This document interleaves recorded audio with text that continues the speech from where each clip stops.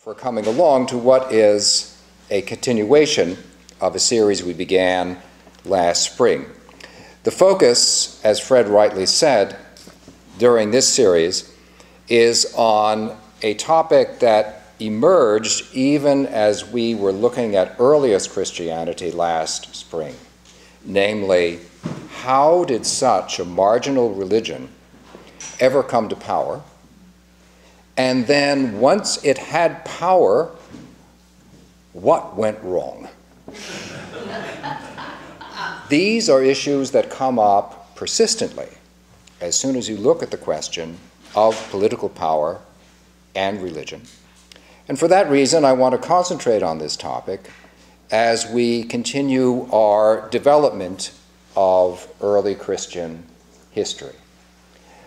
One important indication to keep at the back of your minds is that all the way through the periods that we'll be talking about during this season, it does not occur to anyone that there should be a separation between religion and state. In fact, for reasons I'll explain towards the end of my presentation today, one of the major facets of Roman power was that political authority had religious force. Excuse me. Yes, please. Use a microphone. I don't have a microphone, but I can talk louder. Is that okay at about that level? A little higher. There you go.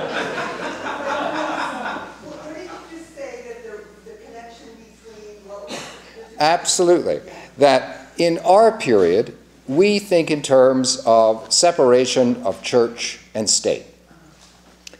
In the ancient world, not only did that not occur as a theory, but most rulers and most religious leaders thought that would be a bad idea. That in fact, political authority and religious force should go together.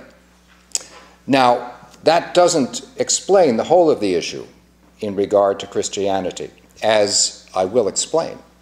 But it is a background consideration that we should hold on to. We will come to the separation of church and state, but that will be in the spring. We have to pass through the autumn and go through winter, and then we'll come to the Enlightenment. And we'll also see, when we come to that moment, that this understanding of the separation of church and state began as a religious idea, not as a matter of political theory. But that will be for the spring, as I say. For now, we begin, as you can see from the handout. I think most of you can probably see a handout. I'll make more of those next time. They're easier to reproduce than soup. As you can see from the very beginning, we begin with Christianity where we left off. What is the practice of this religion? And in the top box on the first page, you see that I set out in abstract what the religious system of Christianity looked like at the beginning of the 2nd century.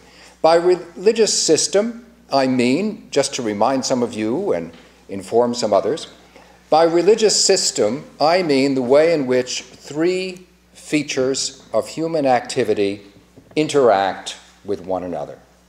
And reading from the left to the right, we begin with ethics, that is, the understanding of how it is that you should behave as a human being, how you relate to other people, what absorbs your emotional commitment, your sense of what is right, and how it is that you should conduct yourself in relation to others. The next is ritual. Namely, what are those common activities that you join in with other participants in that religion in order to understand who you are, what your ethics should be, and also to see more clearly the issue on the right, that of meaning. How do you see your ritual and your ethics as grounded in the way the world has been established? Now, Christianity emerged from Judaism, as we saw last spring, and its emergence from Judaism means Christianity found itself a new system. It was no longer rooted in the law, the Torah, as the meaning of the whole system. It was no longer dependent on sacrifice in the temple, which had been the ritual of the old system. It was no longer focused on the issue of restoring political power to Israel, which had been the ethics of the old system. It emerged as something different. And that difference is shown up because early Christians believed that the Spirit of God was released in them in baptism, and that therefore each of them enjoyed prophetic authority. If you went to an early Christian celebration of the Eucharist, let's say in the 2nd century of the Common Era, it would be common for people to stand up and to prophesy on behalf of Jesus and the Spirit. This, in fact, continued for a very long time as a practice. That's what gave us Quakerism and the more local Shaker communities of the 19th century.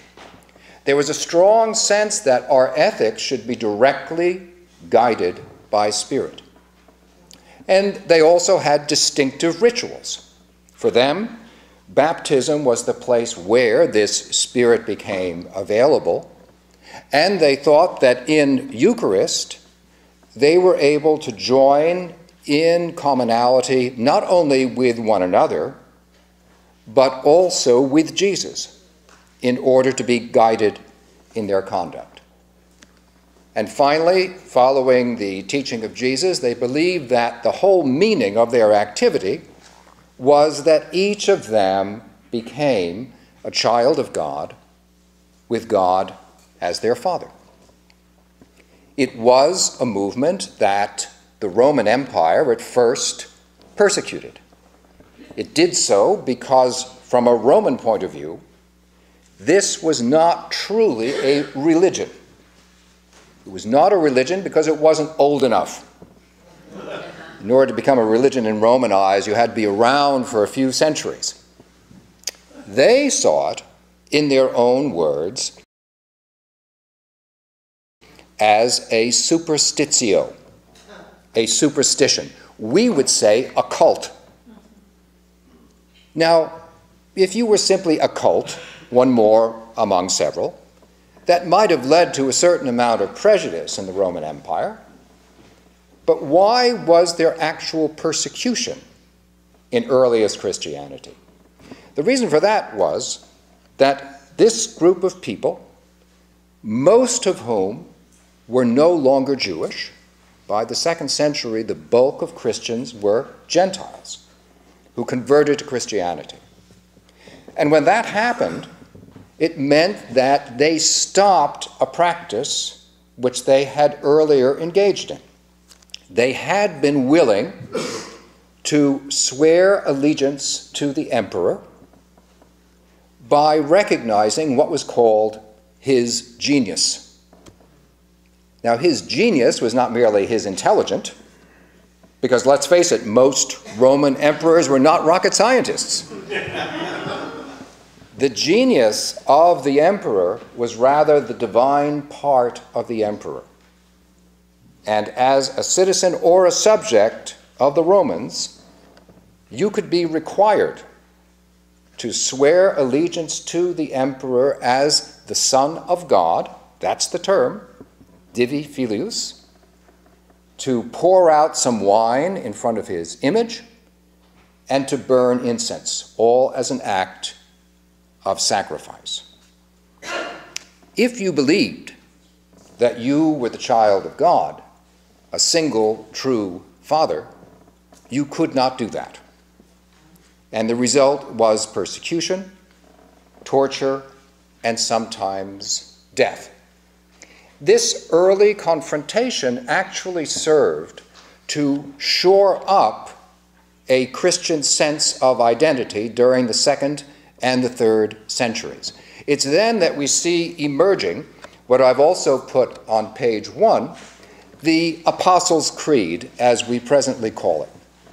And as you will see here in the Apostles' Creed, which I won't repeat because it really is fairly familiar, in its earliest form, it was set up as a response to questions. Why? When you were baptized, this is what you signed on to. You signed on to this understanding of God as being Father, of Christ as being the Redeemer, and of Spirit as being present within your life. And in order to understand how it is that we could relate the scriptures of Israel, which were the earliest Bible of the Christians, how we could relate the scriptures of Israel to who we are now, these early Christians also began to speak in terms of philosophy. And there are two key philosophies I want to refer to today because they mark the emergence of what was known as Catholic and Orthodox Christianity at its early stage. If I, as a Christian, acknowledge my faith in God as Father, and in the Son, and in the Spirit, would that be 3 gods? Or is that 1 God? If I say it's 3 gods, then that's a great reduction as compared to the number of gods Romans typically believed in.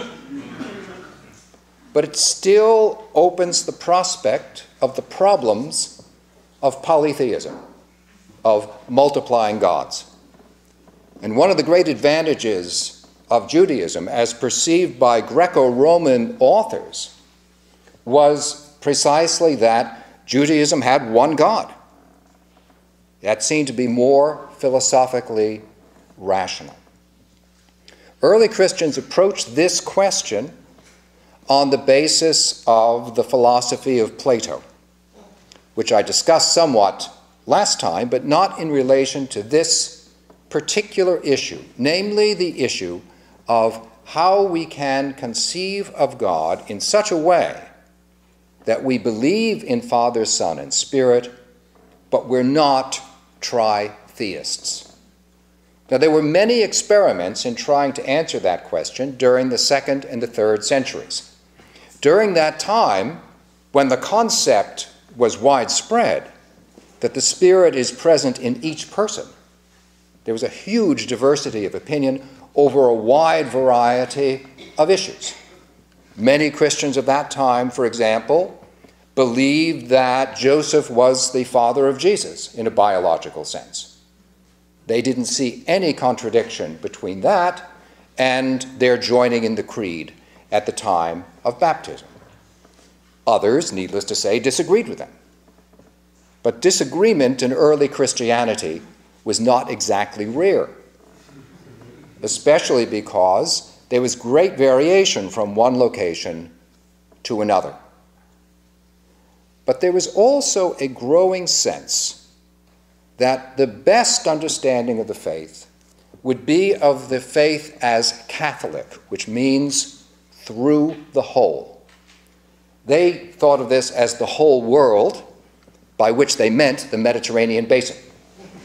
That was their horizon. And this imperative to find a Catholic view of faith became all the stronger when the Emperor Constantine decided, we shall now tolerate Christianity. He issues the Edict of Milan, and at first it does not make Christianity the official religion of the Roman Empire. At first it merely means Rome will stop persecuting Christians. But as a consequence, Christianity also became fashionable. And Constantine himself decided that he wanted to give support to the church. The building that we're now in is in a style of Roman architecture called the Basilica. Why are churches built in a basilican style? There's nothing specifically religious about them. It's the shape of the old Roman town hall. Its purpose is to accommodate a large number of people and to enable them to hear. And therefore the Romans used the rectangle. They used pillars when they needed them to improve sight lines, and they built a small podium at the front. Why did that become a template? Because Constantine actually said, you can use the town hall. You can meet there. It's yours. But which yours? I want you, Constantine said, to come up with an agreement of how it is that you believe. He said, just as there is one empire and one emperor, so there ought to be one Catholic faith. So from the Apostles' Creed, we move to the Nicene Creed. The Nicene Creed was actually agreed in 325, the Common Era. It's called the Nicene Creed because it was agreed at Nicaea, which is a town in present-day Turkey. Asia Minor, it was known of at the time. And at Nicaea, you saw the emergence of a conception of the Trinity. And you see a brief description of this on page 2 through the commentary of Gregory of Nyssa, who was one of the participants in the development of a Trinitarian theology. Why was this theology so influential and dominant? Most of all, because it most successfully used the philosophy of Plato as compared to other contenders.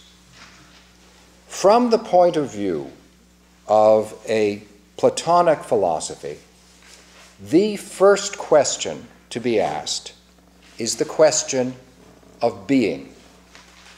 What actually exists? Is there any such thing that we may say it has an essence that can never be taken away and that is not dependent on anything else? Trinitarian thinkers said there is precisely one such essence. That is God. The world you can see is not truly existent because it always depends on some other cause.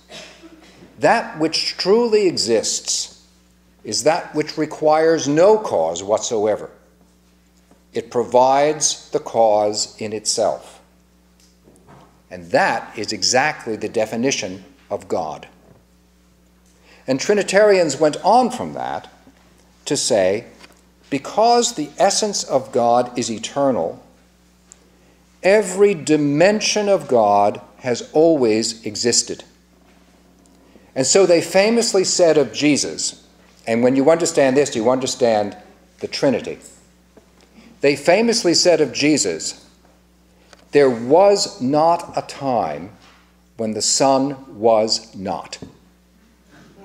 There was not a time when the Son was not. God has always been redeeming, just as God has always been creating, just as God has always been expressing God's self. Being God makes it impossible not to do those things. That is the very nature of being truly existent. Or to use the metaphor of Gregory of Nyssa, divine action can be conceived of as issuing from the Father as from a spring, brought into operation by the Spirit, and perfecting its grace by the power of the Spirit. So Father, Son, and Spirit are all understood to be eternal. It's not that there was God once and then Jesus came and God thought Jesus was a nice guy. That was a Christology of early Christianity, the view that he was a truly good man, and therefore God embraced him. Many Christians right now think that.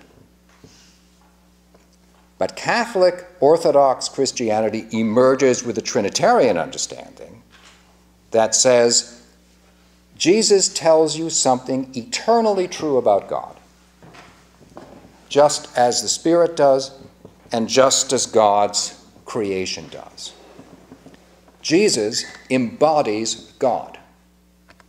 And because he embodies God, that makes him a template for all human action.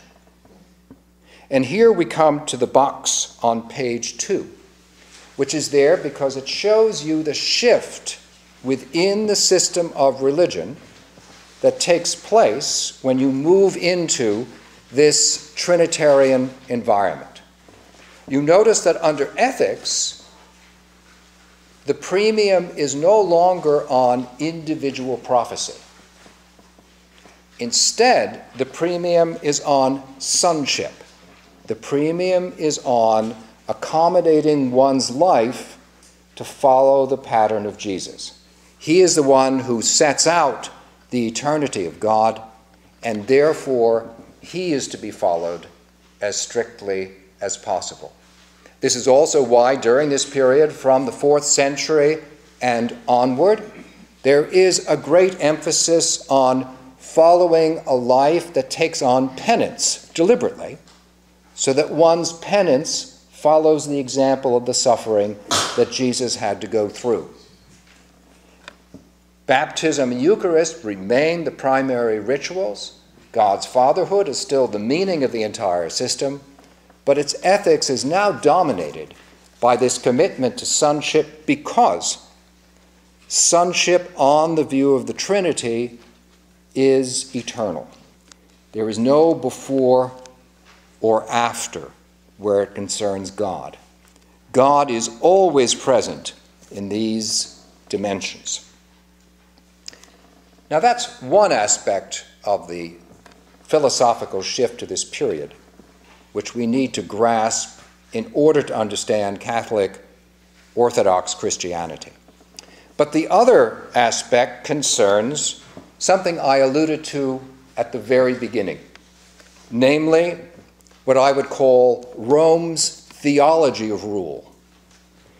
And when I say Rome's theology, I mean before Christianity. Long before Christianity, there was the philosophy known as Stoicism. And according to the Stoics, this world that we live in is guided by a single logic. Reason is ultimately behind everything. And a good human society is a society in which we live in conformity with that grounding logic of all things. And that's why it was obvious to Stoic philosophers that the best form of government is an empire. Why? Well, look at yourself. What makes you a reasonable human being on those days when that's what you are? What makes you a reasonable human being is that you have a rational soul, and your rational soul can actually control what you do and your movements and your conduct. That's what we're after as Stoics, as the development of an ethics that's philosophical. In the world of political theory, that means that just as the human rational soul in the body should guide what a person does, so also the emperor at the center of the empire should guide what the empire does. You see? No Congress. Simple rationality. budget, schmudget. We're paying that. We're raising that. It is a single rational decision. And the argument of the Stoics, and by the way, this argument will be followed until the time of Elizabeth I and beyond that. The argument of the Stoics is, if you want a reasonable government, put a person in charge, not a committee. And no one thinks of a democracy. Thomas Aquinas later will write, there are three forms of government. There is government by one man, that is called monarchy. There is government by a small group, that's called oligarchy. Then there's government by the mob, that's called democracy. So his language tips his hand that Thomas Aquinas in the 13th century, long after this, is going to continue to argue that only a person can be rational, and therefore that person should be in charge. This was the Roman theology in the form of government. And that's why I was saying earlier, you really cannot distinguish politics and religion in this period. Because a Stoic would say, of course we have to acknowledge the genius of the emperor. Although they were very critical of polytheism because of their insistence of their idea of being a single logic behind the world, they nonetheless believed that our rationality demands this single form of government. Christianity, obviously, as soon as it was tolerated, would never endorse the idea of sacrificing to the emperor's image. And yet, they do embrace a form of the Roman imperial theology. And they do so in the writings of Eusebius, who was also the first Christian historian. His writings make up two very neat volumes that are still well worth reading today, and which are in fact nicely written. Not all 4th century Greek is enjoyable. Eusebius writes very well indeed. And he argues straightforwardly. And so he says, of Constantine, our emperor beloved of God, bearing a kind of image of the supreme ruler, as it were in imitation of the greater, directs the course of all things upon earth. There is Christ in heaven. There is the ruler who is faithful on earth. Eusebius actually founds the Christian conception of the divine right of kings, which will live quite happily right up to the 17th century. And this is occurring because he is putting together the Platonic idea that Jesus should be regarded as genuinely God, one of the dimensions of divine essence, with the Stoic idea that the emperor on earth directs things the way God does in heaven. And emperors read Eusebius and thought this is a good idea. And so the Emperor Theodosius, at the end of the 4th century, writes, as you can see at the bottom of page 2, according to the apostolic teaching and doctrine of the gospel, let us believe the one deity of the Father, the Son, and the Holy Spirit in equal majesty and in a holy Trinity. We authorize the followers of this law to assume the title of Catholic Christians. But as for the others, since in our judgment they are foolish madmen, we decree that they shall be branded with the ignominious name of heretics, and shall not presume to give their conventicles the name of churches. Heresy is invented with the application of this conception of the Trinity within the Roman theology of what power truly concerns. And then in the last box on the handout, I have put the usual list of ecumenical councils, that is, councils of the Church that set out this conception of the Trinity and refined it further, especially in regard to the Spirit. Earlier councils focus on the issue of the Son in relation to the Father, in terms I've set out briefly, but then also those same terms are later applied to the Spirit.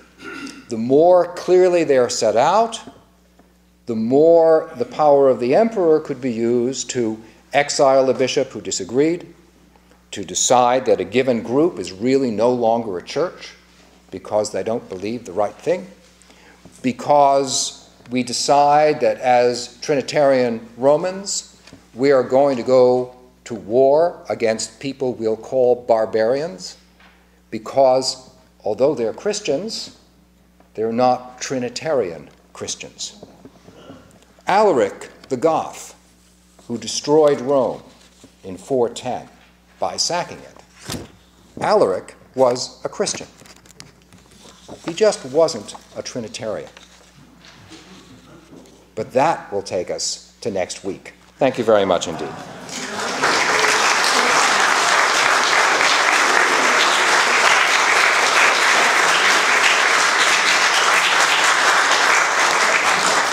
So it's guaranteed Rome falls next week. It'll be all right. Norman, yes, please. Could you speak to the correspondence between the rational soul and the spirit within the body? Certainly. The question which I'm repeating for the benefit of the Cardinal of Red Hook is the relationship between rational soul and the existence of the spirit within the body. And this is set out elegantly, as it happens, in Paul's first letter to the Corinthians, which some of us will be talking about in a little while. In his first letter to the Corinthians, Paul sets out a view of anthropology which is unlike what we usually think of as being a Christian anthropology. A typical Christian anthropology, as it exists today, mostly derives from the Middle Ages and consists of the idea that you have a physical body, and when you die, it all goes away. But you have a soul, and your soul is rational, and the soul will live forever.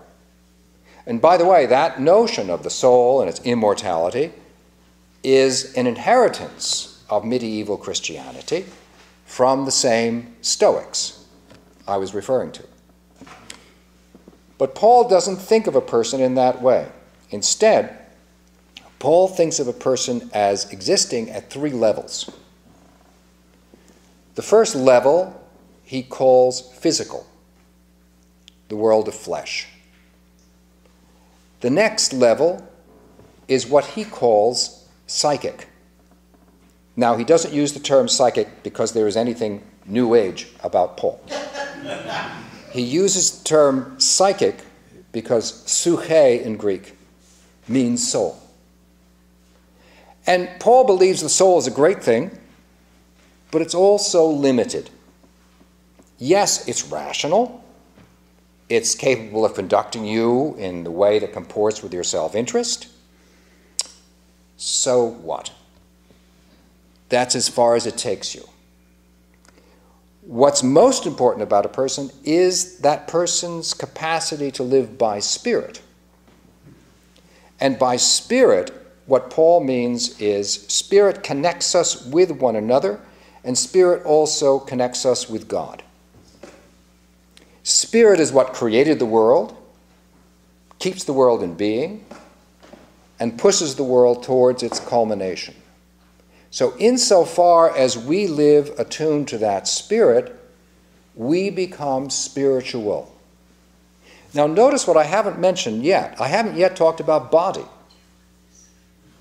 I have only referred to media in which you might live. Physical, psychic, spiritual.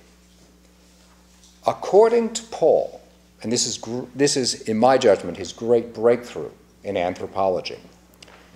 According to Paul, You live as body at all three levels. That is, yes, there's a physical body, but that's not all. There's also a psychic body. That is, your body as you are aware of yourself. And there is also a spiritual body, namely your embodied identity in relation to others and in relation to God. So resurrection, for Paul, is simply that one becomes entirely a spiritual body. Not psychic, but spiritual. Al. What is the is there an existential difference between belief and allegiance, such as to the Roman authority or the emperor's genius, in distinction from the word believe in the Apostles' Creed? Yeah, good question of the difference between belief and allegiance, especially as it has to do with the situation of early Christians.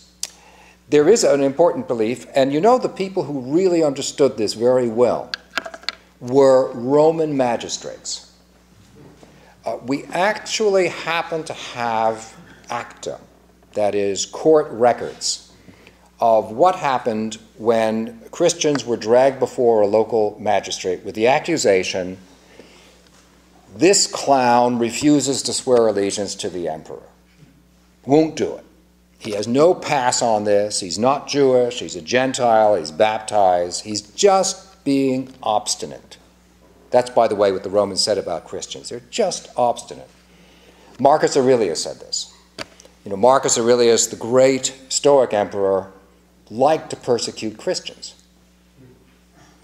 And one of his great tracts in his meditations is on the nobility of suicide. That as a Stoic, as someone whose rational soul is fully in control, there are circumstances when suicide is the best way out. But then he has to raise the question, but if suicide can be noble, would that mean that Christians who accept torture and death would be noble too? And he says no, because Christians are obstinate. And that's all he says. There is no argument beyond that. So he establishes this notion that there's such a thing as ordinary allegiance to the emperor. Even if you have to say the emperor is God's son, magistrates would say to Christians, you understand, we don't mean this.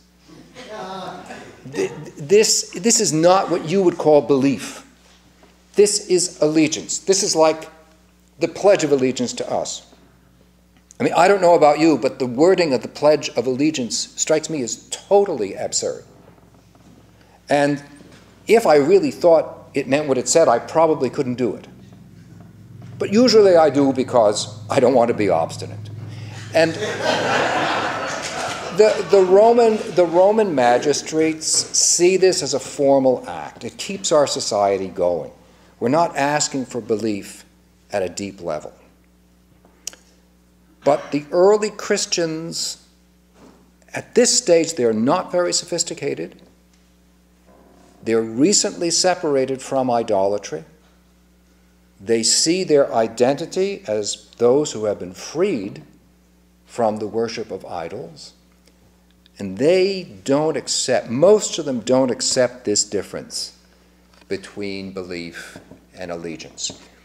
A group that did were the Gnostics. The Gnostics saw the rulers of this world as being nonsense, Gnostics, G-N-O-S-T-I, they saw the rulers of this world as being stupid anyhow. So what's the difference? You can offer incense before the emperor, whatever. I'll say whatever you like, because I don't recognize your authority anyway. So that would be an adjustment that some Christians could make.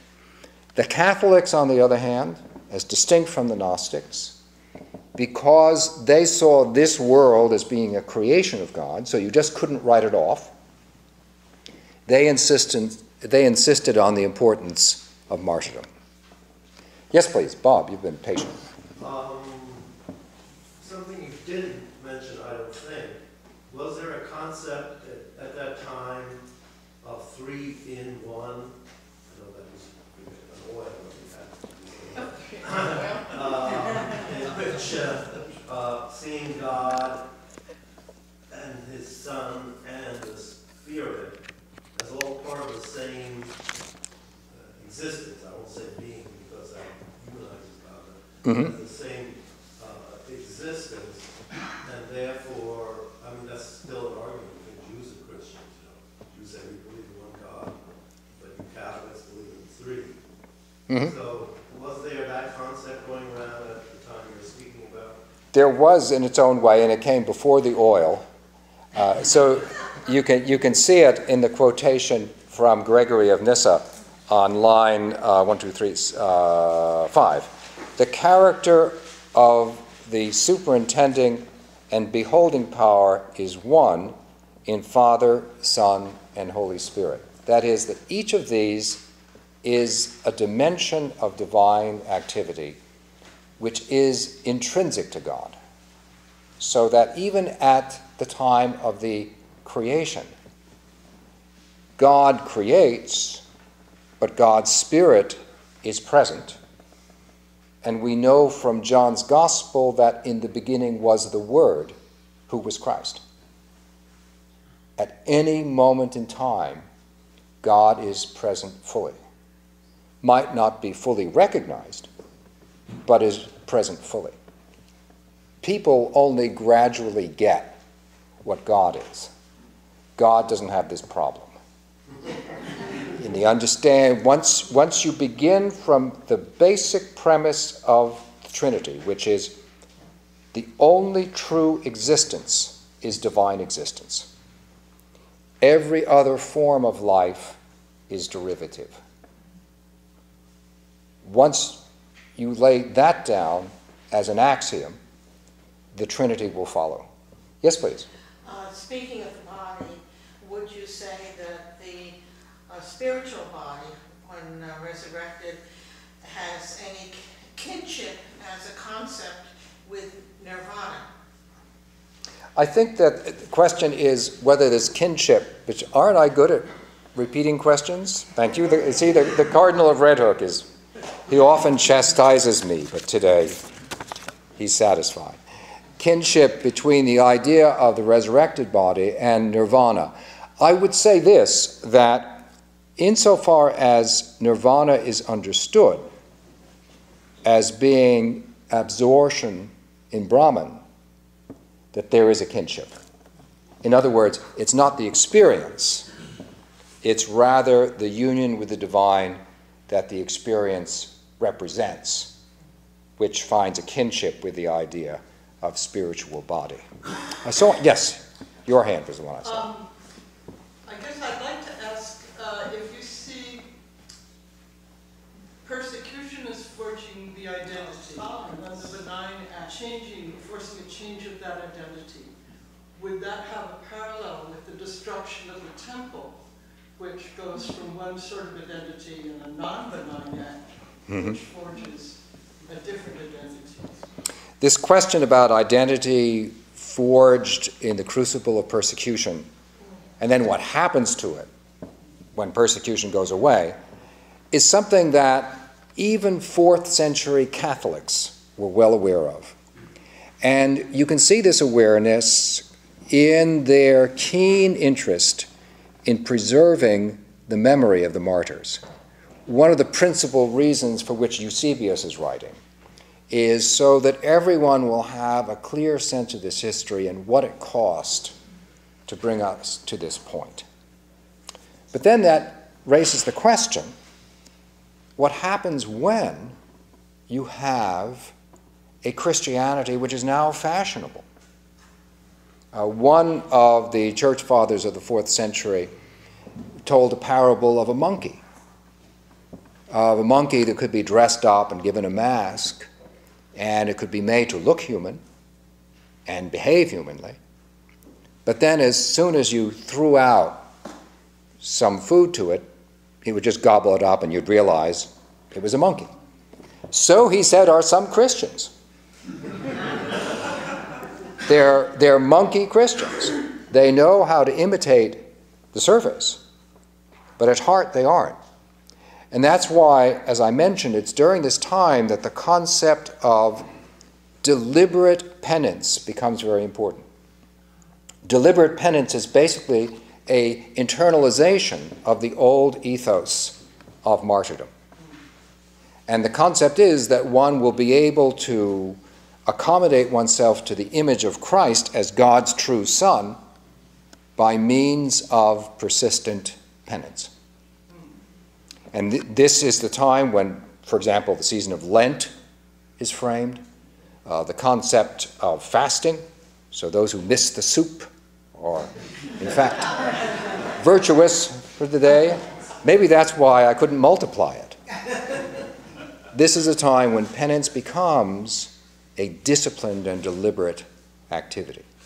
And it's seen as overcoming the problem, and it is a social problem, of Christianity becoming fashionable. And you'll get a repetition with the Reformation and the martyrs' mirrors. Exactly, that's right. During the Reformation, there would then be a throwback to this second century position. George Fox, Book of Martyrs. Exactly. Yes, please. Jesse. If God is the only true existence and the material realm is seen as untrue in that sense, and one has direct access to God's presence through Christ, why would early Christians acknowledge or show any concern whatsoever for the political phenomenon? The question is, if the only true existence is God, then why should you mix in politics at all, which, after all, is not an example of unconditioned being? The conception of Christians during the 4th century was that Constantine's conversion represented a change in the way that people at large could live. And for that reason, his conversion should be welcomed, and the emperor supported to that extent. But it did not result in a great Christian interest in politics as such. They tended not to seek positions in the imperial court. Instead, their interest was in the way in which they managed individual churches, some of them quite significant as points of civilization, especially in Europe after the fall of Rome. I mean, once Rome falls and there's a lack of direct control, direct central control in Europe, then Christian communities increasingly direct their own affairs. And then you're in an environment in which, conceivably, we could so run the way that we conduct our community life that we can become closer to the divine as a result of how we conduct ourselves. That would be an interesting experiment. It's called the Middle Ages. The Middle Ages is an extraordinarily experimental period where people set up communities on basis different from the norm. And they begin to tinker with issues of, should we have commonwealth? Should we be living together?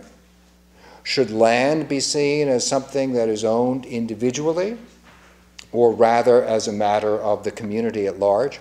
All of these questions will emerge as Roman authority retreats from Europe. Yes, please, Ron. By declaring that the Son is eternal, did they have any problem with the statement in the Old Testament where God declares that Israel is his son? Yeah, the relationship between the statement in the Hebrew Bible that Israel is my beloved son, how does that relate to Jesus being the Son of God?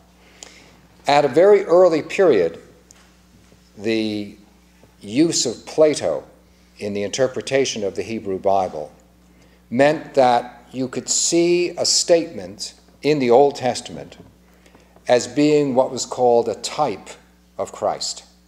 That is, the Son, on this understanding, has always existed. But in the time that the Hebrew Bible was written, Christ was not fully understood, with the result that there are certain types. A type is, as we use the term, well, we used to use the term of typewriters. A type is a mold that you make of an object. So you have the original object. Let's say you're making a statue. You can make a mold of a hand, remove the hand, and then pour metal in, and you'll have the hand in metal. That is called a type. And the conception is that there are certain eternal realities that you can perceive on earth only as types, only indirectly. And so, in the Old Testament, there is a reflection of Christ, but not Christ himself. And then, because human beings are not eternal in the way God is eternal, and therefore human beings take time to come to an understanding of eternity. And so they see these references all as being typological in that sense. And they would argue that shows why you should read the Old Testament as a book of preparation, not as a book of completion. That could have been referred to Jesus also. Yes, and that happened in Islam. Yeah. I mean, Islam represents at one level the comeuppance of Christianity, with the argument that just as the Old Testament prepares the way for the New Testament, so the entire Bible prepares the way for the Quran. And by the way, you got it wrong and we got it right. Yeah, what it's doing is putting the Christian typological argument against Christianity. Yeah, Muhammad was one of the cleverest theologians of his time. Yeah. Good observation. Yes, please. So you're right, there are 4 Greek letters, Alpha, Omega, Chi, and Rho. You touched upon the concept of God whose essence is to exist. The other 2 letters, I think, were revealed to Constantine in the Battle of Milvian Bridge. Mm-hmm. And the legend has it that's how the Roman Empire became Christian. Can you comment on that? Sure. Yeah, as you say, Alpha and Omega are symbols because they're the first and the last letters of the Greek alphabet. And in the Revelation of John, Jesus identifies himself as being the Alpha and Omega. And Trinitarians took this to mean, you see, he is openly stating his eternity. So Alpha and Omega became key points in the development of the argument for Christ's eternity. And then the Chi Rho, that represents the first 2 Greek letters of the name Christos, Christ, and was the typical way in which you would abbreviate the term Christ. And over time, they were superimposed. So first you had the Chi, which looks like an X, but it's not. It's a Chi. And then the Rho, which looks like a P, which is also not, but really is a Rho. It's the Rho, the R sound. And yes, Eusebius, the same historian, says that when he was prepared to do battle with Maxentius at the Milvian Bridge, Constantine had a vision. And the vision was that he saw the Chi and the Rho, and he heard a voice that said, "En tuto nika," in Greek. Exactly, that's the Latin translation. But he was educated and he heard it in Greek. And then Lactantius later put it in Latin because Lactantius wasn't educated. Anyway, so exactly right. Constantine's mother was a Christian. So he clearly had this background. He obviously had a liking for the religion, but it's interesting that his permission that his soldiers should put the high row on their shields. That's the permission. His permission that they should be able to do so is clearly related to his conviction that Christianity should be tolerated. But it took him more than a decade to begin removing pagan symbols from coins and to introduce Greek symbols. And part of his makeup never left his pagan background. For example, the halo. Why in Christian iconography do we have halos at all? Those are rays of the sun. Constantine, before he worshipped Christianity, worshipped the invincible sun, whose feast was on December 25th. And the rays of the sun around the head of the god were held to show his divinity. Well, they could then be appropriated on images of Christ and the saints. When his mother, St. Helena, found what she believed were actual nails in the original cross in Jerusalem, Constantine thought these were so good that he had them brought back to Rome, and one he melted down and put in his helmet, and another he melted down and put in his horse's bridle, so that he would not be defeatable in battle. This is not a Platonist Christian. This is not a Christian who fully understands the implications of his baptism. And it shows the extent to which faith and power had married one another, but had also made for very strange bedfellows.